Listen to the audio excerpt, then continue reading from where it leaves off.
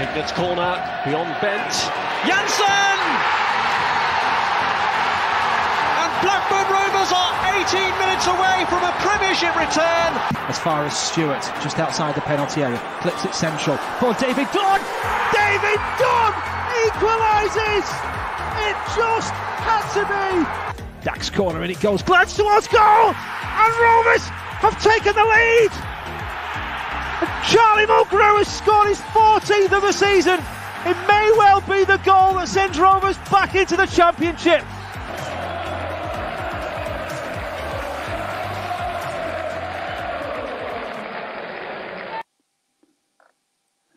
Good evening, Rovers fans, and welcome to the Rovers Chat post-match live stream following Rovers' disappointing 2-1 defeat away at Huddersfield Town this evening. I can already see that there is plenty of disappointment both on Twitter and within the comments that we've had on this stream. So I think that is probably going to set the tone for how this evening's post-match stream will go. But we'll do our best to do it as constructively and as considered as we possibly can. We've got a panel from Rovers Chat as we usually do. We've got Jonathan Secker, who's come back following his debut last week or so. How are you, Jonathan? I'll hold my hand up and apologise. My debut was the Stoke away defeat, so I'm not a very good luck symbol here. So yeah, like the comments come in, really frustrated after that. It is. And Howard, we've got you back with us, mate. How are you? Yeah, I wasn't too bad after before watching that, but now I feel a bit down as anything really. It's just deflating, isn't it? I can't put it anywhere else. It is deflating, that's for sure. And Glenn, you back with us today. How are you, Glenn? Evening, good, thank you. Apart from the obvious, yeah. Indeed. Well, before we go into looking through the comments and the performance in our post-match stream, just a reminder to everyone, we are doing a fundraiser for the Salvation Army at the moment. We've raised £730 so far for the Salvation Army, which is brilliant. And that was off the back of our Big Fat Rovers quiz of the year.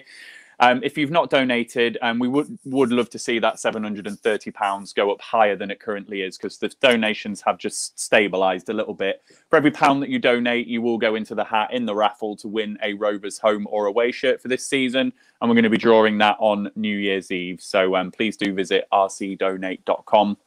If you're not subscribed to our YouTube channel, it is Rovers Chat on YouTube. Hit that subscribe button and you can come and join us for all of our posts and pre-match live streams and all of the other content that we push out there as well. And of course, if you're not following us on Twitter, it is Rovers_chat on Twitter. But before we start, we are, of course, sponsored by 6yardsout.com. The Rovers Chat YouTube channel is proudly sponsored by 6yardsout.com. They've got retro football from every era with mugs, phone cases and much more. They also have plenty of Rovers goods, including apparel with the famous 94-95 season and this season's kit. Check them out using the link in the description below.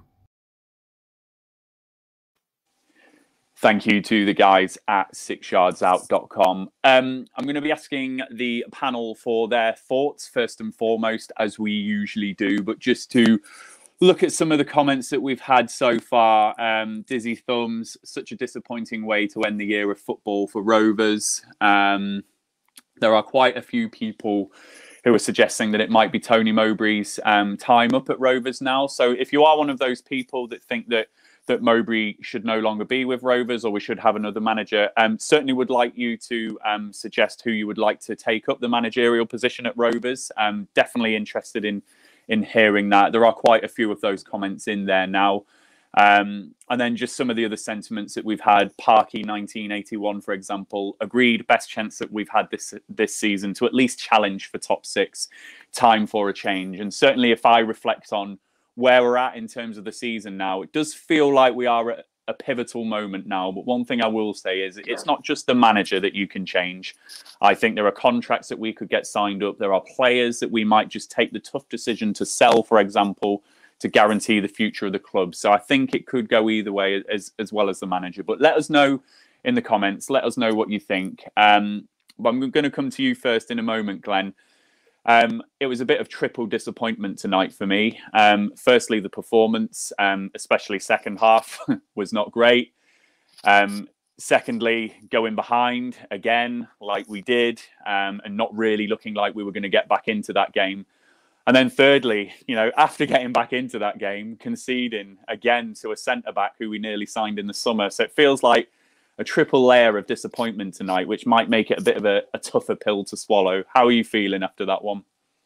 I'm usually quite positive. I just feel a bit dejected today. I don't know what it is. It's just you don't mind conceding if it's a world-class goal, it's a good strike. But I think both goals are avoidable. I think we started well, just frustrating. I don't know what it is at the minute. I'm one of those that thinks we're playing brilliant football. Maybe not so much tonight, but it feels like any momentum that we did have at the beginning of the month has just evaporated now. Yeah. Yeah, it does. It does seem to have, like, if you think back to the high that we were all on after the Wickham game and the Derby game, even the Preston game more recently, we've been riding that wave, haven't we? And it does feel like we've collapsed down a little bit, and it's like we're staring down the barrel of something now, doesn't it? I think even as recently as the Brentford game, that felt like a win. Getting that late point, we kind of pushed on, we got the goal, and I'm probably guilty. About a month ago, I said there's something about this team just feels a bit different. We were getting late goals. That just seems to have dried up now, and it's frustrating. I'm not still keeping the faith, but it's just frustrating. That's it. And Howard, what's your view on the game tonight? How are you feeling after that one? What did you make of the Rovers' performance? Yeah, it's just a bit boring. In truth, it's a word I've used a lot today. It's just the same old thing, story, isn't it? Really, we build up our hope. We get into a position where we think, there's a chance here, and we just fall flat on our arse. I mean, it's literally the exact same as last year, isn't it? We've had a Boxing Day fixture against a nothing team, and we'll be down at the bottom at come end of the season. We've dropped points at home, then gone away to Huddersfield and lost. It's just not good enough at the moment, really. And the fact that we're at the end of December and we're talking about the fact that the playoffs aren't even like a possibility now, I think is just pathetic, really. I think with the squad that we have, we should certainly be in and around that area, and we're not performing. I don't know what's clicking. I know we talk about the one win in 7. I even push it back to include the games that we've won, the Barnsley and the Millwall game. We were terrible in them games as well, but we just came away rode our luck a little bit and came away with the points. So I think even looking at it in that sense, we're actually kind of lucky to be as high as we are in the table, in my opinion. But it's just one of them things. Something does need to change, whether that's the manager. I'm a little bit neutral at the moment. I'm being a bit of a coward. I'm not going one way or the other. I can't do it, but I won't be against it, but I won't be overly for it either. It's just one of them things, isn't it? It's just boring. It's just what we've seen before, and it's just deflating. I think it's quite clear that we're on, not a good run of form, and we've had that in, the last few seasons. We do seem to have these runs of wins and runs of losses, and we are in a bad run of form at the moment. Just to make sure that everyone's views are represented, some people have sworn, so I'm not going to show them up on screen, but there are, a few people who are critical of Tony Mowbray and the way that we're playing at the moment. But then I also look at other comments like Hunter's Army, think that the Mowbray out is a bit excessive, to be honest. It's work in progress. Rome wasn't built in a day, and Rome also wasn't built with a constantly injured back four. Michael Pearson, I'm pretty stunned by that. The result feels unfair, but those 2 goals were abysmal. Huddersfield keeper played really well. Kieran Kiffin, fed up, copy and paste Rovers' performance. Hunter's Army following up, frustrating, and I won't defend that performance, but I will defend the manager. Will Thomas, never called for Tony to have the chop, but something isn't right at the moment. And then just, further comments just suggesting that Mowbray is under a bit of pressure. Jonathan, before I give my views just on, Rovers and where I feel we're at the moment, just sum up, how you think Rovers played tonight and just where you're at as a fan in terms of Rovers. I think starting with the game tonight, I think when the team came out, it was quite interesting, and we had a few conversations in the group about how we were going to line up. A lot of people questioning whether Johnson and Tribal was right, which we always get, and I can understand that. But equally, I think he started or planned to start the game very similar to how we did at Brentford. And I actually think for the first 10 minutes we played all right, but the injury to Tribal actually knocked us quite a bit. Holtby, come on. I'm not sure that was the right substitution at that point. I just felt it then made us sit off a bit. I felt that Huddersfield grew into the game. I will give them credit. I actually thought that they played very attacking, very adventurous. I felt their centre halves actually were a lot braver on the ball than ours. They kept trying to play the ball in between the lines, get to their midfield players so they could get turned on the ball. I think first half was probably quite even. We probably should have been ahead based on the chances we had. Their keepers made a fantastic save from Armstrong. Armstrong's missed a sitter when Nyambi's put him in. It was nice actually to see Kaminsky make a couple of routine saves, because all he seems to have done is the last couple of games just pick the ball out of the net. Interestingly, second half again, I thought we started quite well. There was near enough from kickoff. Ayala's got the ball. He's given it into Holtby, who on the turn then played Berriton in. We had appeals for a penalty. I'm not 100% convinced it was. We may have got that at home with a crowd getting on the referee's back. But then 2 minutes later, Lenihan's made a ridiculous mistake. I don't know what he was doing, how he didn't have foresight that O'Brien was closing him down. And it was actually from that, even though it was 2 minutes later, we just seemed to lose our heads and eventually give a free header to Sarr. And watching the replay, Johnson was marking him. Johnson let him go. Bell was marking him. Bell let him go. There was someone else. It was just schoolboy defending, really. And from that point on, I don't think we deserved anything. We've got the goal back, which was undeserved. And then it was just really frustrating that we just didn't use common sense to say, right, we've not deserved anything. Let's shut up shop, take the point and move on. So that's I think, my stance on the game. In terms of Rovers, I said to you, Ryan, before we started, I've always been a pro Mowbray fan, and I don't think I'd ever be in the Mowbray out camp. Obviously, I can't defend what we've seen tonight, but equally, what he's done off the pitch in terms of club stability, we were literally on our knees 2-3 years ago when we went down, and how he's brought us back. And I just can't see out there who is a better option at the moment. I don't fully buy into this playoff dreams is over at the moment, and I think, as we were discussing before, I've probably got some stats that we can discuss later to back it up. But we are really at a crossroads at the moment, and in danger of seeing a season which is wide open and is still wide open, go into mid-table nothingness, really. I think you've summed up my thoughts really well, Jonathan. Actually, I think on the game, I think the Tribal substitution was devastating, because you could actually see, I think it was first 10 minutes, Tribal actually ordered Joe Rothwell up the pitch. He said, get out of this area. I'm the defensive mid. And that meant that Johnson and Rothwell were much higher engaged with that Huddersfield midfield, and therefore the forward line was a bit more forward as well. And I think when Holtby did come on, I don't think Holtby's played too well recently, and I think it just shook up that midfield area too much, and Rothwell started coming deep and Johnson was coming deep, and I think we just lost a bit of the shape in there. But that said, I actually felt quite fascinated at half-time. I thought, it's 0-0. It's a good ding-dong between two sides going for each other. This could go either way.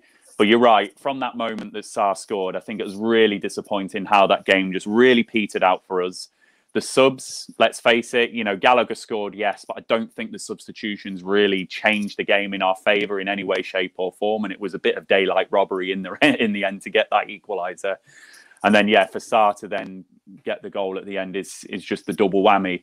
Just in terms of Rovers, I'm like you, Jonathan. I remember where we were at 10 years ago and how this club had its heart ripped out and how we've had to rebuild slowly but surely. We layer on top COVID-19. We're one of the poorest cash-rich clubs in the Championship at the moment. We can't just go and get Slaven Bilic. We can't go and get Eddie Howe. We can't go and get all these managers who, yes, on paper, I take on board might be the best prospects for the club. I actually do think the best thing is now, while we're looking at the situation now, we would probably say playoff chances are unlikely. They're not impossible. You can go on a run, and Jonathan, you've said it, but the playoffs are probably unlikely. So let's look at next season. Let's make the difficult decision. Let's get some good money for one of our players. Let's get the contracts tied down. Let's identify our targets early. Let's get knocking on Liverpool and Man City's door and say, have you got a good youngster coming through your academy who we can take on loan next season? That's how I view the situation now. And Mowbray is key to that by providing that stability there, bringing the players through the academy, throwing the manager out with the bathwater as well. It just speaks of short-termism for me. And I don't think a short-term option actually gets us into the top 6 anyway. So I'm certainly not in the Mowbray out camp either. But just to really underline, massively disappointed with the performance tonight and the last few games, not detracting from that in any way, shape or form. Again, I think the comments are absolutely, we've got people in both sides of the camp. Hunter's Army, who I think you're doing a great job in there, Hunter, with your comments tonight. The situation needs reassessing tactically, in my opinion. And Howard, Glenn and Jonathan, I might ask you about that, whether we do need to change tactically, particularly with the likes of Travis and Dak coming back into the side now. Then Alexander Haben, I think losing Tribal hit us hard. Ayala injury also hit us hard. Johnson had a bad game. Holby was disappointing also. Christopher Knowles, Lenihan looks lost. Dak didn't add anything tonight, just hung out at the top of the pitch. Midfield isn't dictating the game like it did earlier in the season. Wanted to see Davenport over Holtby. So, yeah, is that something that we could look at now, getting Davenport back into the side? And then just a few more comments here. Nadeem Emerji, without Mowbray, we'd be in League 2 by now. People are too reactionary and forget what he's done for us. Dashcam Lanks, it's likely Rovers will finish mid-table by the end of the season, but is that necessarily a bad thing? And then just further comments about the lack of plan B and other things going on. So I think clearly there are frustrations within the Rovers fans at the moment. And I'm not going to sit here and say that any of you are wrong for suggesting that we should have a change in manager. My view is that we shouldn't. And I think there's other ways of doing things. Absolutely, everyone is entitled to their views as well. And we will pick up the comments as you come through. If you can just keep them without the swearing and just backed up with some statements, I think it's just more representative of the fan base in that way. So, Glenn, as we usually do on the games and dissecting the game, then we'll just start with who you think might have played well today or who made an impact. Is there anyone that you can pick out today for having a good performance?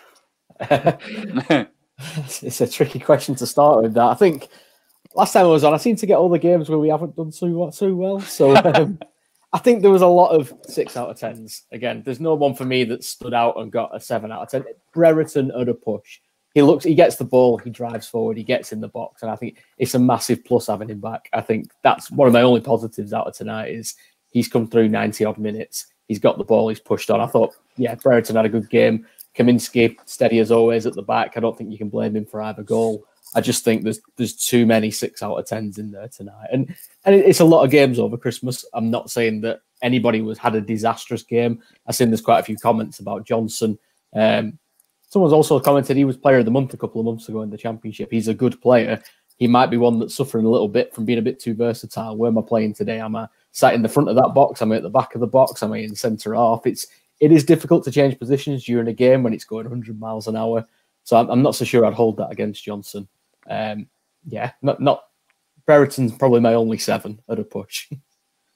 Yeah, it's good to see him back. I think he was doing, the stuff that we've grown to love him do this season, and he won some free kicks as well in some really good areas for us. I noticed that in both halves, and that's what he does bring for us. He's just seems to have that Jack Grealish about him, where he can just be clever and cute and get those free kicks. And with a Barry Douglas on the pitch, for example, or Rothwell or Elliott, who were all off at one point, we're whipping better balls in, aren't we? So I think that's the side that Brereton does bring.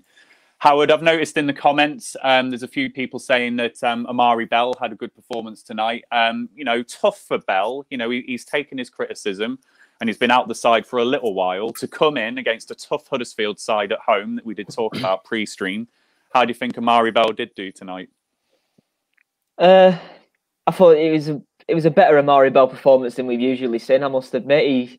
He looked very good going forward. He looked a lot sharper. He's someone that needs to take his chances, isn't he? Because as poor as Douglas has been over the past couple of games, he probably is ahead of him in the pecking order quite comfortably, I'd say. So these type of chances don't come around too often for a player like Bell, do they? So he'll have to make sure that he puts in decent performances. And I thought today he was okay.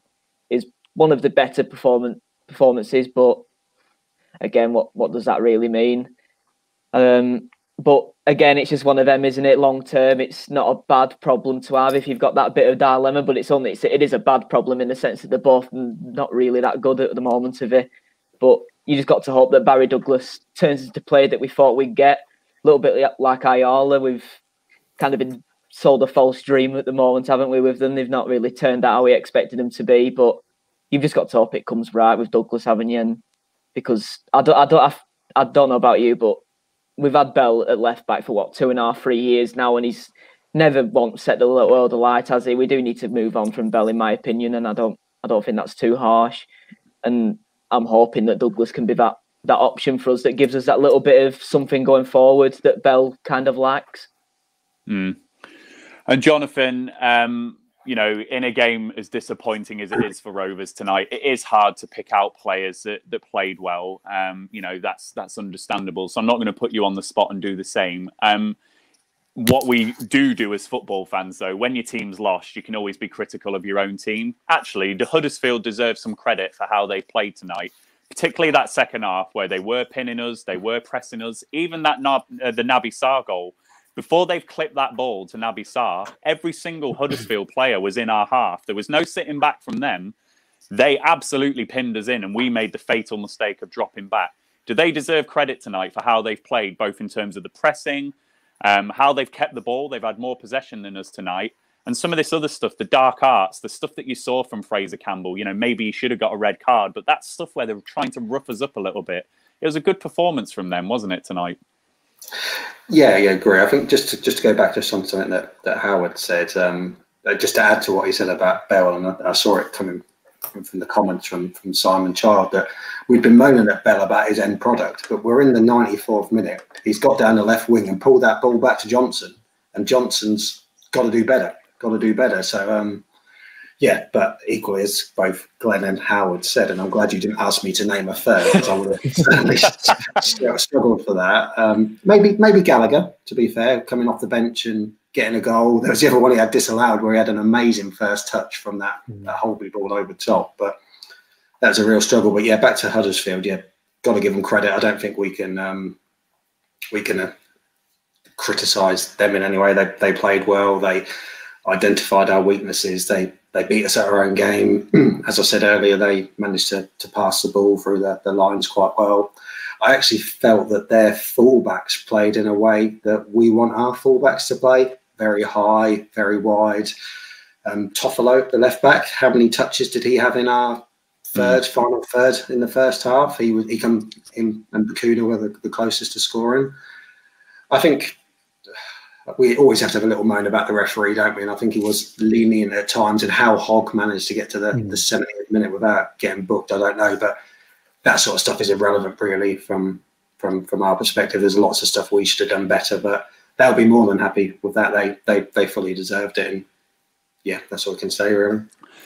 And what you said there about the fullbacks, I think Joe has said it on some of the pre-match streams and other things that we've done. The system we want to play, whether it's 4-3-3, whether it's a box formation. I think the thing that we have struggled with is Nyambi is the only fullback that we've got really that drives forward in that way. And sometimes he doesn't do it much in games, like we've not seen much of him tonight, for example. If we can get two fullbacks flying forward, then that would be quite revolutionary for us. And I think we are waiting to see that a little bit from Barry Douglas. Whether it's going to happen, I don't know. But certainly I think that will help. So, Glenn, just a little nod then to the tactics. there's been a few within the comments suggesting a tactical change is needed. And I know FM Works, you have said on a few occasions on other streams that we do need to change formation. Just a few comments back, you said, what is our fascination on 4-3-3 when we have players that don't track back? If we look at where we're at now, Glenn, we've got Bradley Dack coming back. We've got Lewis Travis, who's going to come back soon. And we have spoken about the box formation and other things. Could this be the moment we get past the Birmingham game? We've potentially got a free week if the Doncaster game doesn't go ahead. Should Mowbray use that 2-week spell that we've potentially got, maybe to go back onto the training ground and look at a change in system and a change in style? What do you think? I'm not sure he can do. I think he's brought players in that play in that system. I think he's let Danny Graham go. Danny Graham used to be the focal point. Get it up to him. He brings Bradley Dack in. I don't think Sam Gallagher does that the same way. I think we've got Brereton playing well out wide. Armstrong, up until about 2-3 games ago, we'd say probably one of the best strikers in the division.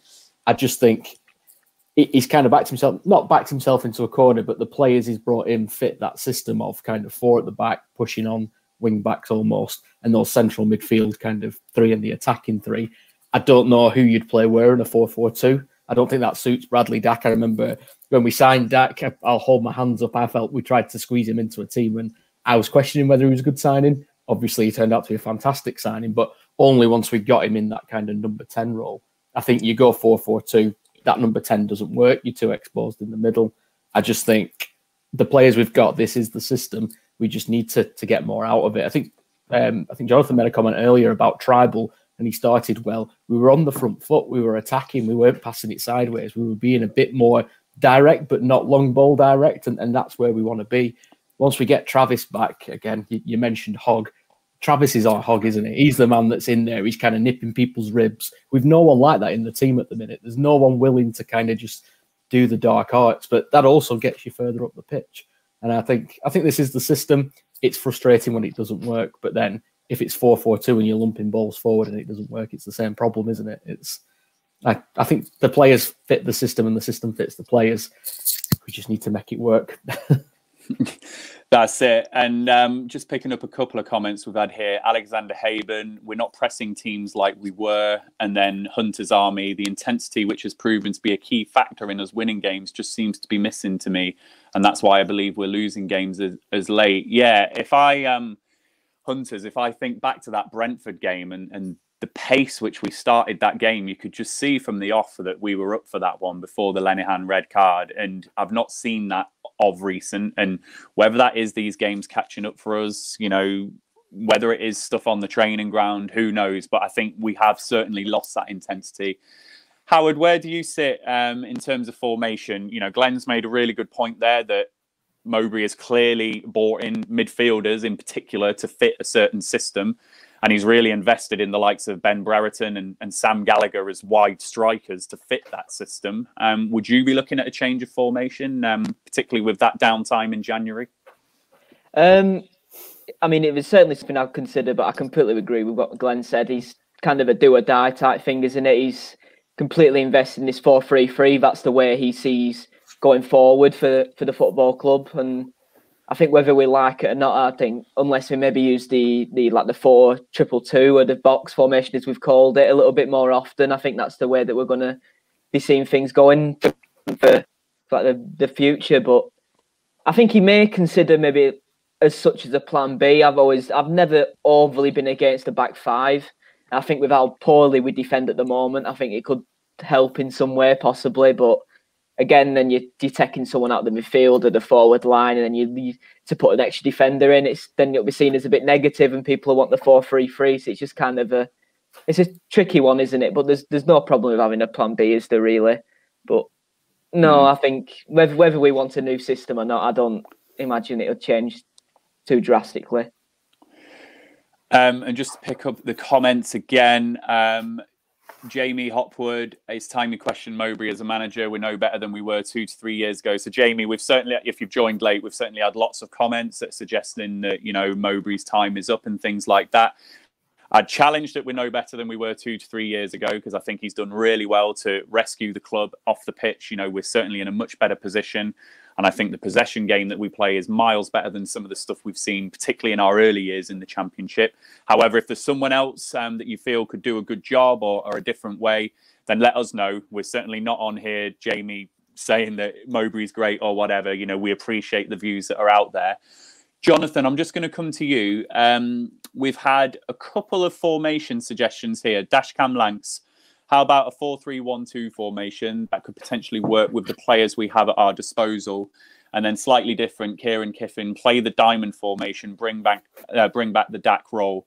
Both of those formations, I think, are geared towards getting Dak in behind a striker or strikers of some sort. Would you be looking at a formation change, maybe something similar to what Kieran and Dashcam Lanks were saying there? Or do you think it's the 4-3-3 is here to stay? I do agree with Howard. I do think it is here to stay. Not saying that that's necessarily my preference. I do think there's obviously the fluidity we can see in that with the box formation. It's quite interesting when Dak come on tonight that I've really struggled to remember him touching the ball tonight. And I appreciate we weren't actually playing any formation, but equally you can see in the past 4 or 5 games, and I know Tom Schofield from Rovers Chat calls it out nearly every week, that getting Dak in there, getting him in the hole, getting him actually dictating the play is what we need to be able to create a few more chances, unlock stuff. Whether that fits as a 4-3-1-2 or even maybe going back to the 4-2-3-1 of what served us quite well initially under Mowbray. I think a lot of it does also depend on what we can actually put out. I think tonight we looked a lot more solid down the left-hand side with Bell and Barretton.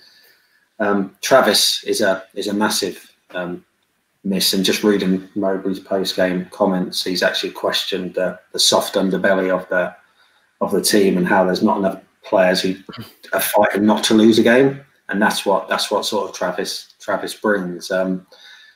It is a tough one because I don't think we've got the time to be working on that much stuff on the training ground. I dare to think we've had so much limited days over the past 3 months with the relentless schedule we've got. Equally, I don't think we're going to be in a situation all season where we've got the full playing squad to choose from. But it does feel that if that is the case, we do need a plan B, a backup. Noticing from some of the comments, I thought Elliott was quite innocuous tonight. I've not seen much tonight. Maybe he does need a rest. I think Dolan could have actually made a real difference tonight. Actually, we didn't get them turned. We didn't get them on the back foot. We didn't have that little spark, etc. But it just does feel, as you alluded to at the start, Ryan, a real sort of pivotal turning point at the moment, both in terms of personnel, contracts, management, formation, etc. And it's so frustrating because I think we all felt that we had a good chance of doing well this season. I know we've said it before, the transfer deadline day certainly set our expectations even higher, and there's no argument that we are underperforming at the moment. I still think that there's chance to turn it around. I was actually having a look at, because obviously this time last year, as I think Howard said, we lost at Huddersfield. I was unfortunate enough to do Huddersfield away, Forest away and Birmingham away in the week this time last year. I know Birmingham was FA Cup and maybe I was tantalised by that £5 ticket offer. But just looking at the table on New Year's Day after we lost to Forest, we played more games, 26 games, but we were only 4 points off the playoffs. We had Cardiff 1 point better than us, Swansea 2 points better than us, that both made the playoffs. And then the real big one in this is in 8th place, only 1 point off the playoffs was Hull. And we all know what happened to Hull, don't we? Admittedly, they sold their 2 best players, so maybe so Armstrong and Nyambi's not our answer in January. But equally, there's still hope. There's still so many points to play for. I know I'm probably sounding really glass half full to all the viewers, and as I said to you earlier on, I keep saying to myself, we're going to go on a run, we're going to go on a run. But after each of these inept performances, each of this inability to score in the first half, score the first goal, look really toothless after we go 1-0 down, it does just get frustrating, really. So I can understand the thoughts from all the viewers, which are appreciated as they keep coming in. Yeah, definitely. And I'm never going to sit on this stream and sit here glass half full all the time, and absolutely appreciate everyone's views. So really appreciative to everyone who's been commenting tonight. And Jamie, thanks for coming back, with your comments as well, saying, this season against any half decent / experienced manager, we've lost or drawn. And, these are the type of stats which are going to follow Mowbray around, unfortunately. The question that I will pose back to people, which I think is why I'm not in the Mowbray out camp, and I go back to money. So if we can do one thing in January, so we're all accepting now that we're possibly underachieving and that things need to be different, but with our cash flow, we can do one of two things in January. We can sign a couple of centre backs or defenders to shore up that defensive line, or you use that money to release Mowbray and get a new manager in, but you don't make those defensive reinforcements, knowing that you've got someone like Ayala who's injury prone, etc., etc. What would people do? And I think that's why I'm tapering this, throw the manager out, because I'm being realistic about where we're at as a club. We can't afford to do all of these things, and something has got to give somewhere, which is why I've said about Armstrong maybe being sold for a high price, etc., etc. So let us know what you think about that, because I think the club is on a massive seesaw here, and where they go, what they do. Armstrong might be looking at this now and thinking, actually, is this club going to make the top 6? I'm not signing a new contract. If he thinks that, so are we better to sell him? There's so many things at play here. Just the other thing you said, Jonathan, and what I noticed today as well, absolutely the soft underbelly that Mowbray was talking about. When I saw Fraser Campbell and what was the name of the right back? Pida, was he? What's he called? Pina? I can't remember what his name was. Oh, when I saw Pitter, Pippa. I think it was Pippa. When I saw Pippa and Fraser Campbell and Jonathan Hogg getting stuck into us and doing the dirty on us, I'm looking at the likes of Ayala and Johnson. I'm like, get your arm round Nyambi, around Elliott, around Brereton, and get them stuck into them as well. That was missing today, I think. Some of that was missing, and I think we were a bit of a soft touch in that sense. So I'm absolutely not surprised that Mowbray has picked that up. And this is what Lewis Travis will bring back. Jonathan Hogg, someone put it in the comments earlier. Dan, if you can find it, please pop it up. Or you might have said it yourself, Jonathan. Lewis Travis is our Jonathan Hogg. That's who we need on the pitch to get under the skin of people. Football, as well as a physical game, is a mental game. And you need the likes of Lewis Travis living in people's heads to get them not playing their usual game. So he, like Bradley, that off the pitch is going to be a big impact on the pitch as well. So Howard, I'm going to come to you. Sorry, you've sat there very patiently as we've done a few comments there.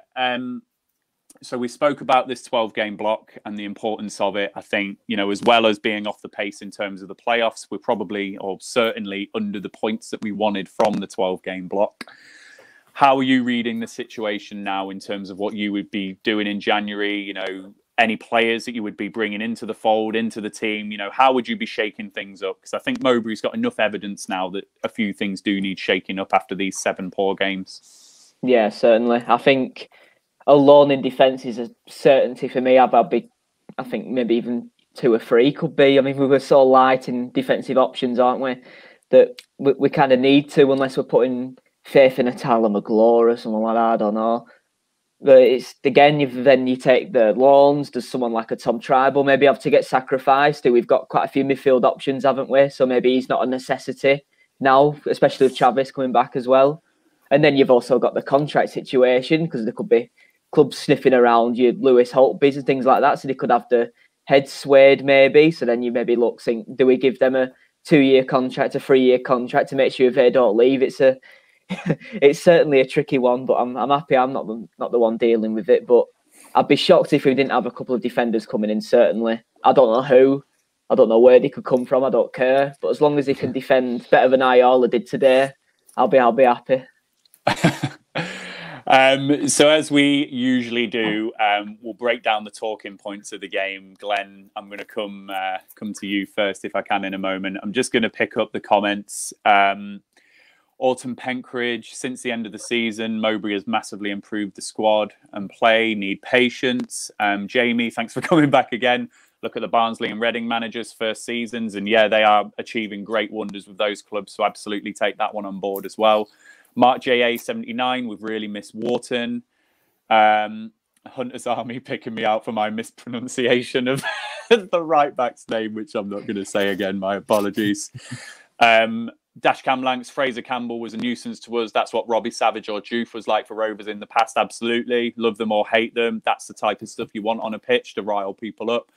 Stephen Thompson, we have no leader. We need a leader. And again, Elliot Bennett is a player that takes his criticisms and critics, off the pitch.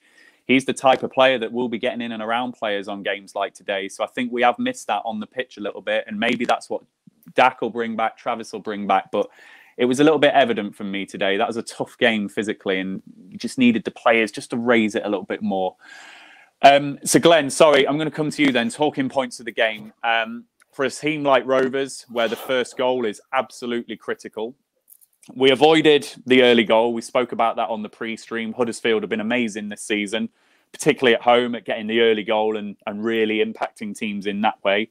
We survived that. And then we have a huge chance of our own. What a save from Schofield, their goalkeeper, from Adam Armstrong. If that chance goes in, football is a game of fine margins. Could we be looking at a different result here? I'd like to say yes, but recent form would suggest possibly not. I think it is different going one ahead rather than pulling it back to 1-1. I think the stats probably show we are quite good once we go one ahead.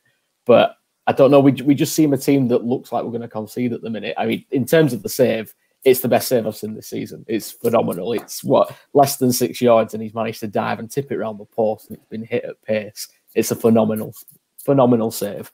I think in terms of talking points for me, I know we mentioned earlier we don't like to blame the ref, but Tribal going off probably completely tore our game plan up. We've probably worked on a game plan. Tribal's had to go off injured. The ref didn't even talk to him.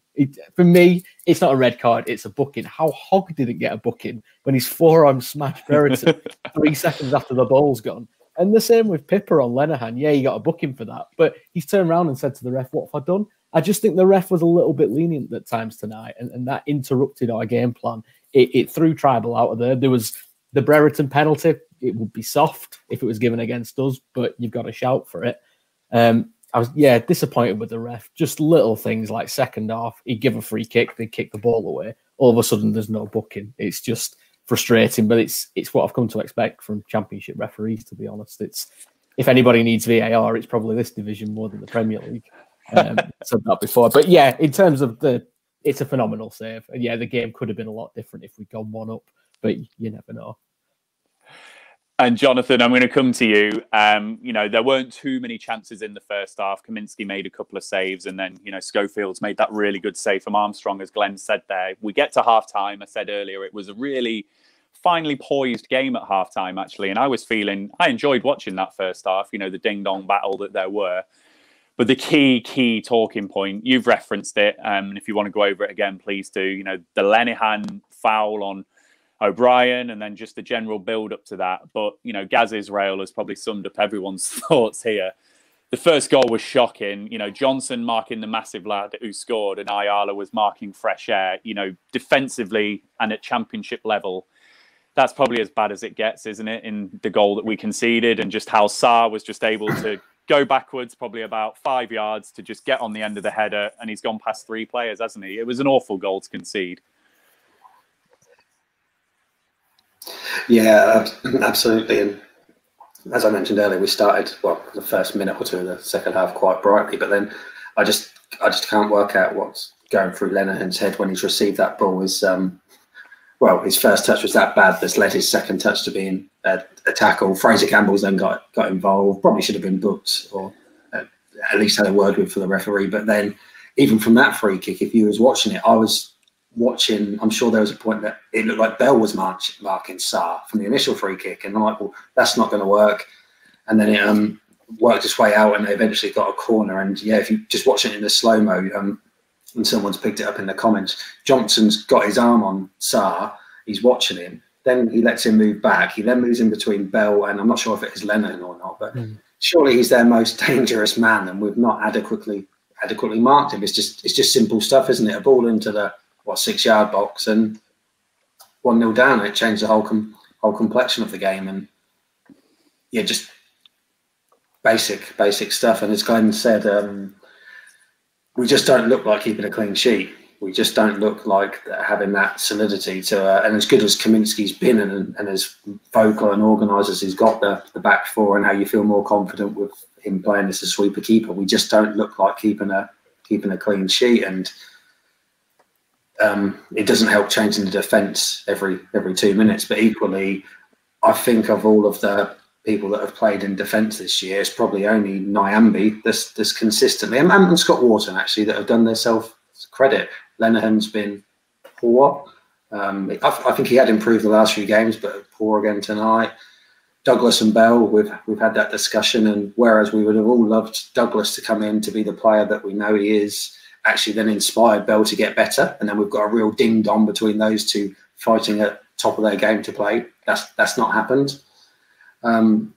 Williams had a good spell, but now he's too injury prone. We probably might not see him in a Blackburn shirt again with the surgery he's had and the fact that he's out of contract.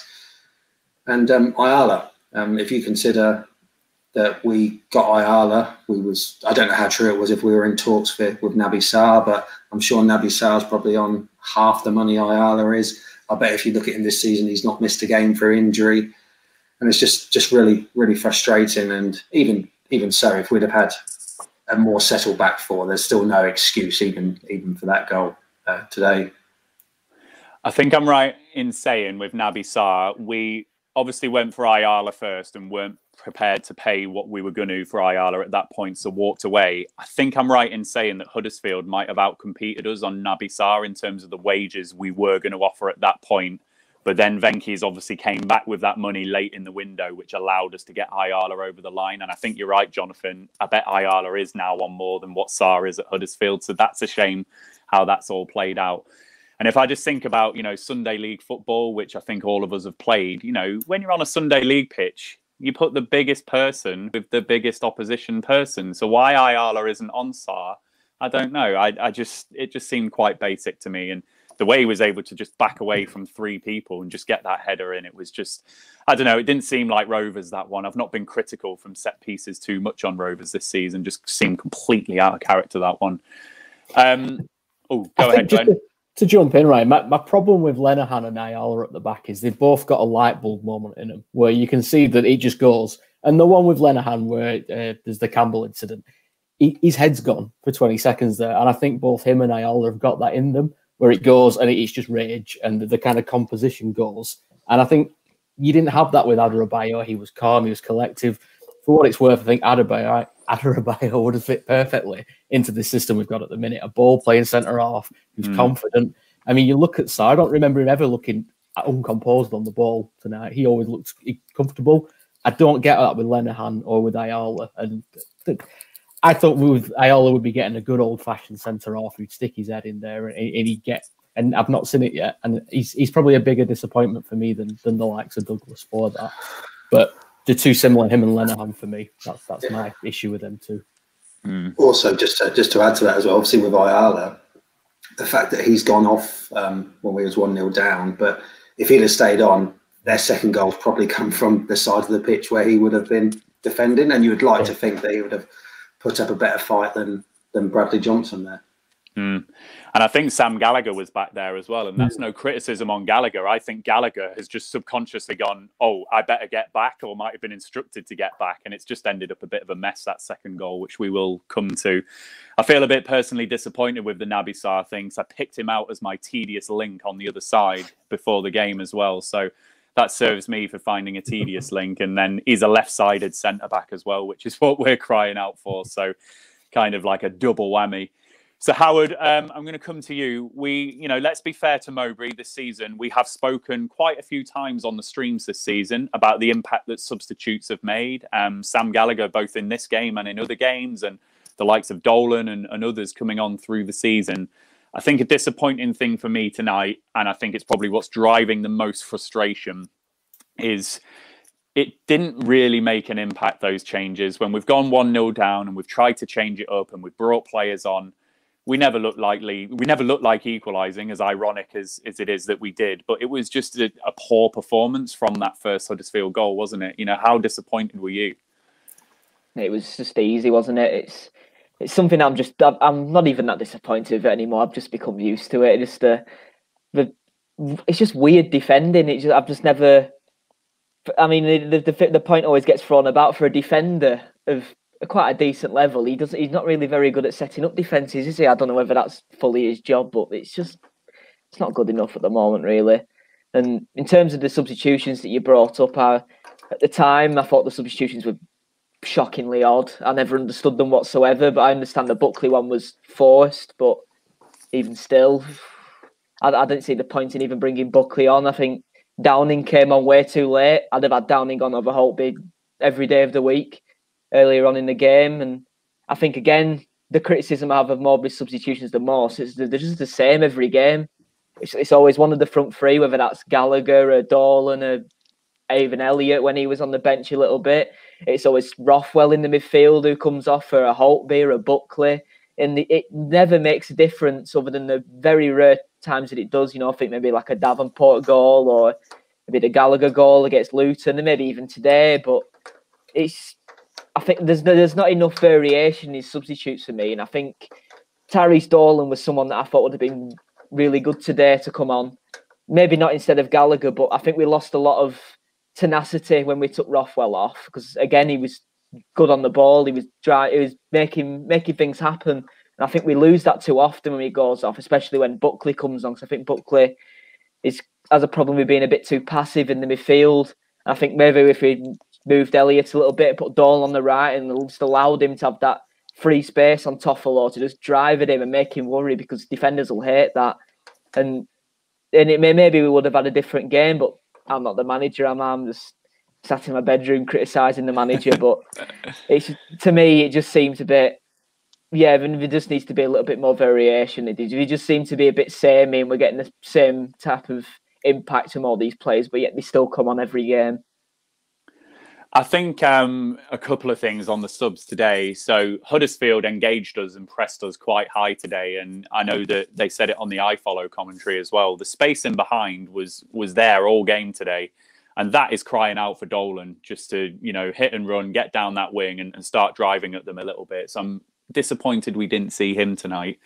And I think the other thing, on paper tonight, I think this was the strongest squad that we had available. When you looked at that bench, we had players who, these aren't like the bit part players that we've had over the years in the Championship. These are all players that can come on and make a difference. And maybe the Tom Tribal injury has just thrown things out the water a little bit for Mowbray. But it's a real shame that with that bench, we've not been able to impact the game from the bench more today. So a little tinge of disappointment for me there. Jonathan, I'm going to come to you. Let's not forget, we did equalise, and, football is full of cliches. And one of them is that sometimes you win games or get things from games that you don't deserve. And certainly, let's be fair to Rovers, they got an equaliser. We got an equaliser from the fact that Sam Gallagher was through the middle, and Adam Armstrong was able to get down that left channel that he really likes and create something from there. And fair play to Gallagher, Fox in the box. Just talk about, I guess, Sam Gallagher and the merits of him through the middle in that way. Yeah, it's probably the most common recurring theme that comes up when we discuss Gallagher about where he should be playing, etc. He'd obviously had a spell a few weeks ago where he was making an impact off the bench consistently. Luton, Barnsley, etc. And it worked really well. And we had like the Berriton, Elliott, Armstrong front three, and he was substituting quite well. He'd had a couple of decent games when he started, but over time it had not really worked. And seeing him out wide, it did feel like it's just not utilised. But to see him in the box popping up was really good. And as I mentioned before, the way he'd controlled that ball that Holtby had pinged over the top, even though he was offside, was fantastic, and probably the best first touch I've ever seen him have this season. So that was a real positive. It's just frustrating that when he's equalised after 84, 85 minutes, there's just not the common sense or the nous between the experienced players we've got on the pitch still, with like Kaminski, Lenihan, Johnson, just to say, right, come on, we've not deserved anything. Let's just see this out. Let's get solid. Let's just actually play those back fours, even adopt what we saw Sheffield Wednesday do against us, what Stoke did against us, and go away with a point. It would have been equally frustrating, and I'm sure we'd have still had a lot of the comments about Mowbray there. But at the end of the day, it's just the signs of all good Championship teams are actually picking up points when you don't play well. And there has been times where we have done that recently, Millwall, Rotherham, etc. But equally, the last few games, Stoke, Sheffield Wednesday and tonight just feel like 2 steps backwards, don't they? And I think we've got what we deserve from those games, probably. Maybe the Sheffield Wednesday game, you could probably make a case on another day we might win that or whatever. But certainly tonight and the Stoke games, I think no one can argue with the results and what we've got. So, Glenn, I'm going to come to you then. The final talking point on the game. As Jonathan said there, you've robbed the point. Let's just shore up shop. Let's leave with a point and be happy that we've got that point after the performance. Did you notice how deep we went before that passage of play? Like, everyone from the Huddersfield team was in our half and we seemed to just retreat massively. And Naby Sarr just spotted the opportunity to go and exploit us, didn't he? Yeah, I think there's an element of confidence about that as well. I think we've got back to 1-1, and as much as I agree, we should maybe be hanging on and take a point and get out of dodge. I don't know whether we've got the players to do that, and I think that shows in the way that we just dropped that maybe 5 yards a bit deeper and invited that pressure on. And that was something I thought Downing was really good at last season when he came in. When we'd be winning 1-0 or we'd be drawing, he'd come on it and he'd control the ball and he'd stop us dropping deep. And I just think it's such a mismatch back four to end the game. What did we end up with? Buckley at right back, Bell at left back, Johnson and Lenihan.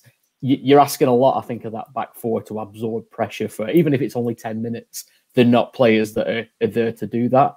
I think for the goal, I think Gallagher's marking Sarr from the corner and they go out, they drop back in and Gallagher doesn't particularly drop back with him. And it looks as though it's Johnson's man maybe, but I think it's Gallagher's man. And that's not a criticism of Gallagher. He's not a defender.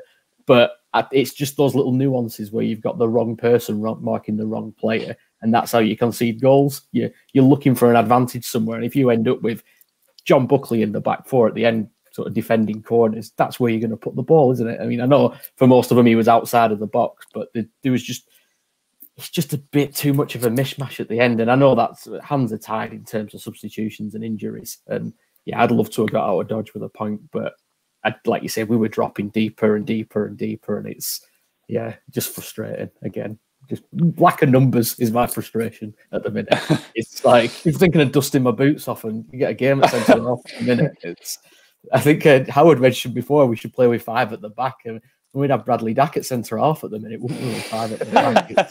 It's just no. And I think that it sounds like an excuse, but to be fair to Mowbray, he has got a lot of injuries to deal with still. And it just as you seem to get a settled back four bump, there's another injury, maybe 2 injuries tonight with Nyambe. It's tough.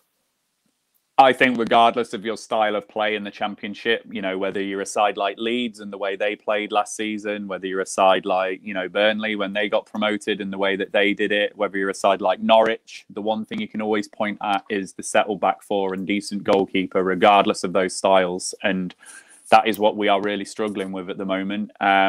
All teams have got injuries, but it's just really... The galling thing for us is when we've gone into a season thinking like we've got a squad which has the most depth that it's ever had to then be finishing a game with Buckley, Johnson, Lenihan and Bell as our back four. There's just such a galling element to that, isn't there, Glenn? Yeah, I think just thinking out loud, I think if we want a ball playing centre off, is there not one at Fleetwood we should be bringing back? I mean, how many times have we been done for pace this year? It's not that often that someone's got in behind us. Yet we seem to have just got rid of Mulgrew, and I'll be the first to admit I thought he was past it as a centre half, but maybe not in the style where you play it out from the keeper and pass it around. I don't know. Instead of square pegs in round holes, let's put an older round peg in a round hole. So there you go, Rovers fans. That's a question to you as we seek to end the stream shortly. Would you prefer to have Bradley Johnson at centre back if Ayala's injured, or Charlie Mulgrew? I think that's a great shout, Glenn. He is out on loan. And then just to wrap up, the talking point, it was a comment that we had from Simon Child earlier. Talking point for me was that Sarr could have been playing for us tonight. Won every header, scored twice, left-footed and was free. And, that is a galling thing for us, isn't it? But just another comment that we have had. Joe Ruddleston, who I presume is a Huddersfield fan.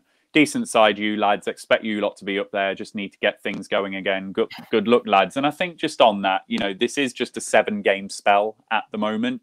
And teams do go up and down with their form. Every team has that, particularly with the injuries that we're carrying at the moment. So I think we do just need to put it into the context of the whole season. And for me personally, if we can just get past that Birmingham game, have those 2 weeks off, get back on the training pitch a little bit, and then see where we get to the game after that. Let's see where we are. FM Works in agreement with you, Glenn, Mulgrew and Maguire back. So there you go. And then any others? No, I think that is it. So we'll end the stream in a few minutes, guys. So Rovers fans, if there are any other comments that you want to raise tonight, please do let us know. Understandably, a really frustrating evening for Rovers tonight, a really frustrating festive period again for Rovers tonight, and a really frustrating set of 7 games that we've had since that Brentford performance and what happened there. So do let us know if there's anything else that you would like to pick up or comment on. I'm just going to go around the panel, though, just before we finish. Howard, you know, now we've lost the game tonight, and with the run of form that we're on, just now you've had some group therapy with us all and had some of the comments.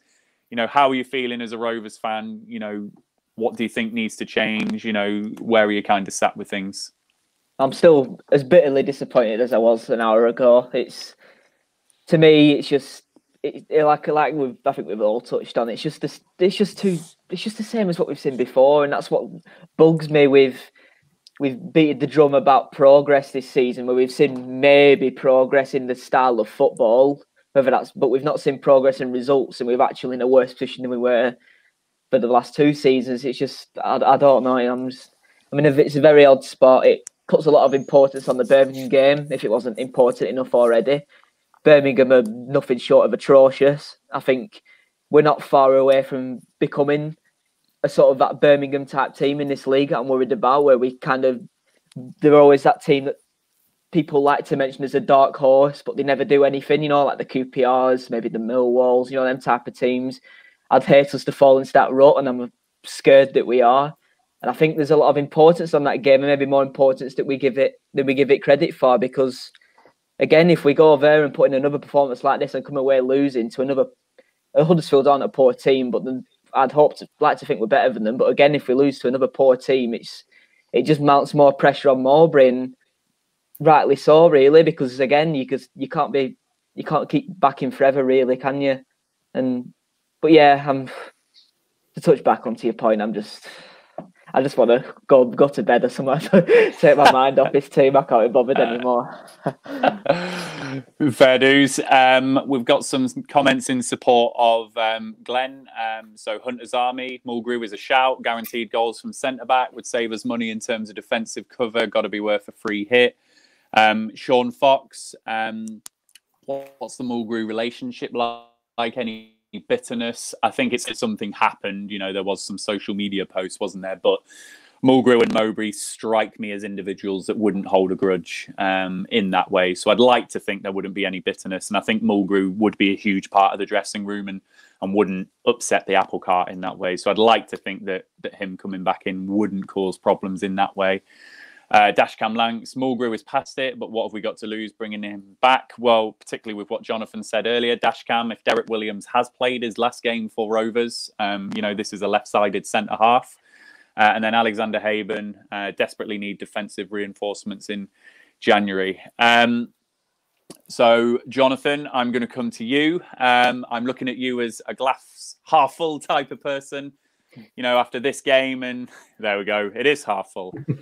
After this game, and as we get to that Birmingham game, and I think that is the midpoint in the season, the Birmingham game, or it might have been tonight, I can't remember. Where are you at the halfway mark, and how you're feeling as a Rovers fan?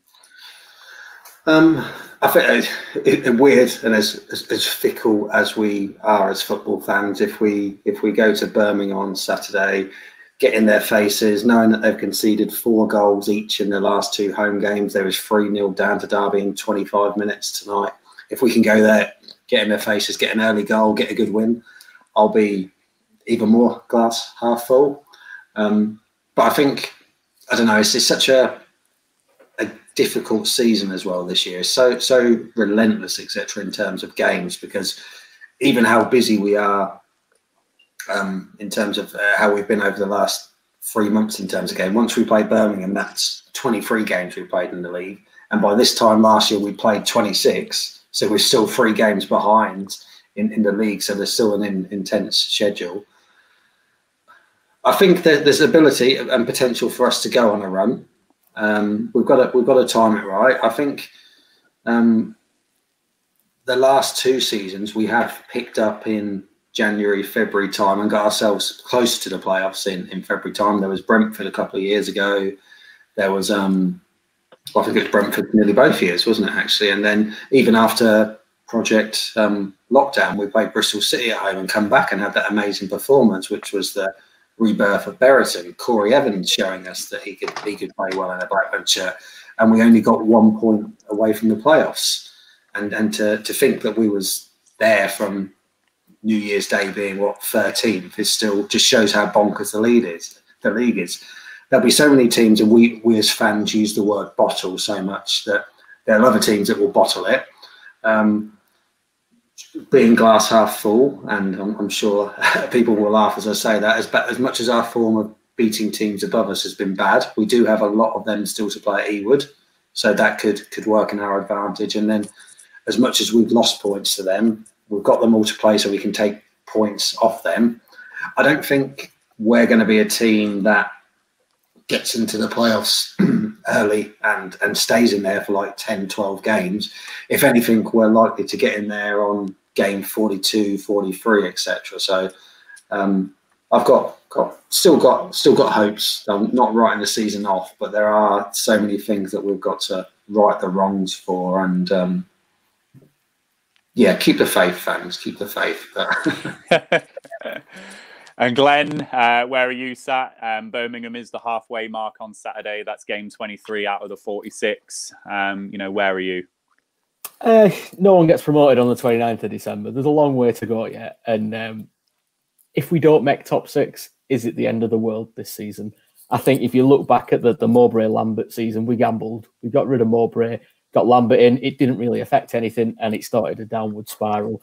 I think the worst thing we could do now potentially is change the manager, tumble down the league in a season where there's no fans in the ground. There's a minimal income coming in. Mid-table maybe isn't that bad a finish this year. Develop the squad, maybe sell some assets for a big profit and start the rebuild picture again. I'd much rather start next season in the Championship than go all out, not make promotion, bankrupt ourselves, or worse, drop into the relegation places. I think a bit of perspective, Rome wasn't built in a day. That said, it's the 29th of December. If we get a good run going, we win 3 on the bounce, all of a sudden it's all playoffs are looking good again. It's a fickle game and there's a long way to go yet. And with a lot of players to come back, take the positives. Yeah, I'm kind of being realistic about the situation at the moment. Whether we will go on a run of form to propel us into the playoffs, I still remain to be convinced on that one, because I think it's entirely dependent on this defence getting sorted. And with the games coming thick and fast, and with the injury record of some, are we going to be able to address that defensive backline, particularly if we've got no cash? So that's a big prerequisite for me. I think it's evident that we need that stable footing now. And maybe someone like Travis just sat in front will help with some of that. I do want the club to take a long-term, realistic viewpoint on things now. I've said this repeatedly. If there is any sniff of Armstrong not signing a new contract, I don't want us doing what we did with Jordan Rhodes and hanging on and on and on and on and maybe offering more than we can afford and ultimately it meaning nothing. If there's any sniff whatsoever, then let's try and get the best price possible. I spoke to the Norwich fan a few weeks ago who spoke about James Maddison and when they sold him and what they were able to do to reinvest in the squad. These are long-term views that I want the club to take now. And yes, short-term, Mowbray is frustrating the fans at the moment. And short-term, it feels like we're not fulfilling our potential. It's one thing making the playoffs. It's another getting promoted through the playoffs. And then it's another staying in the Premier League. And if our best chance of doing that is reinvesting in the squad a little bit, getting more strength in depth and having a better push next season, then I can get behind all of that. I really can. But absolutely take on board everyone's frustrations. And, I really do... I do understand that, and I'm really grateful to everyone offering their views on who they would have coming in as a manager and things like that. But again, I'm being realistic about the situation. We're not going to be able to fire the manager and bring in the centre-backs that we need. It's going to be either or, and we've all got to accept that and be realistic about what we're dealing with.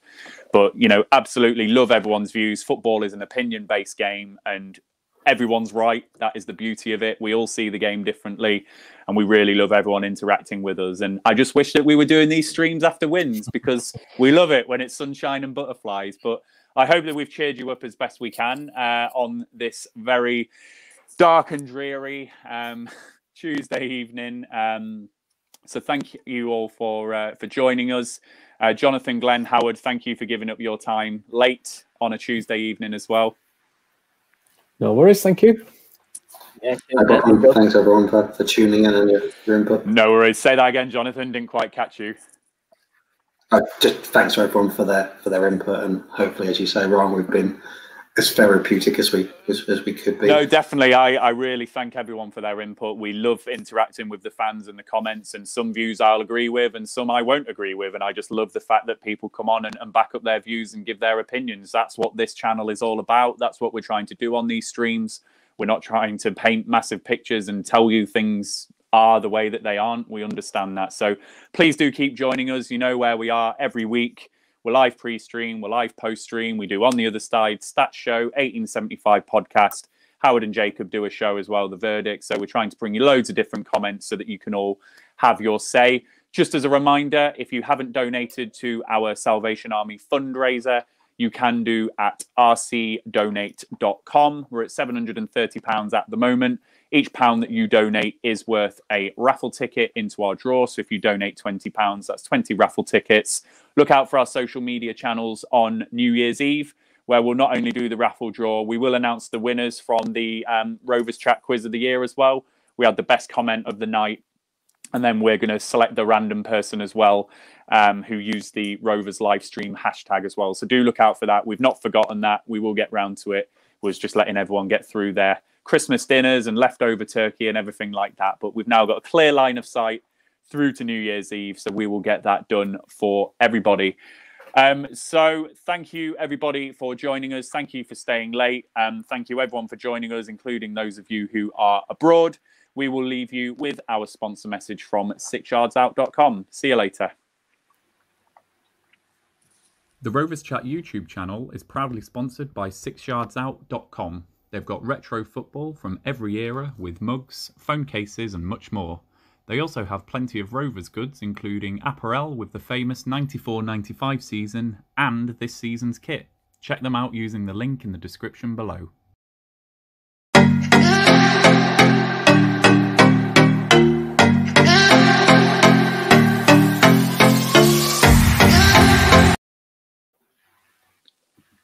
And I forgot to say a Happy New Year to all Rovers fans. How could I forget? So I brought us all back to say Happy New Year to all of our Rovers fans. So my apologies that I didn't wish you that. I should have put 2 and 2 together.